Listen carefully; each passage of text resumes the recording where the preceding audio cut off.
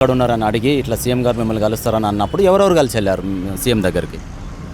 నేను, నా భార్య, నా పిల్లలు 7 మంది పిల్లలం పోయినాం. అందులో ఒక పాప హాస్టల్లో చదువుకుంటుంది, అనుష, ఆమె లేదు. ఇంకో అబ్బాయి రాలేదు. మేము మా ముగ్గురు మా పిల్లలు పెద్దోళ్ళు, మా భార్య, నేను, మా పిల్లలు అంతే సార్. ఇంకా బయట వాళ్ళంటే మా రమేష్ అన్న, అంటే నాకు చిన్న ఉన్న పని ఒక ఫ్రెండ్గా, ఒక బ్రదర్గా నాకు వెన్నంటూ ఉన్నాడు. తను కూడా ఒక కాంగ్రెస్ ప్రభుత్వంలో వర్క్ చేస్తున్నాడు. అంటే ఇక్కడ ఈ రాజకీయం అనేది పక్కన పెడితే ఒక ఫ్రెండ్గా నాకు శివ అంటే నేను మర్చిపోకుండా, ఎందుకంటే నాకు అన్నం పెట్టే మంచిని నాకు మర్చిపో నాకు ఇష్టం లే.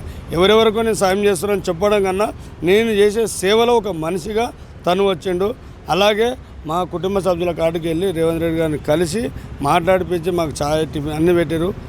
హ్యాపీ సార్, మేమైతే దీనికి చాలా ఇలా కూడా ఉంటారని తెలుసుకున్నాం. వెళ్ళగానే డైరెక్ట్ సీఎం గారు అక్కడ రెడీగా ఉన్నారా? మీరు వెళ్ళగానే ఎలా ఉంది అక్కడ మీకు రెస్పాన్స్ ఎలా ఉంది సీఎం గారి నుంచి? కానీ సీఎం గారిని చూడగానే మీకు కూడా ఎలా అనిపించింది అన్న?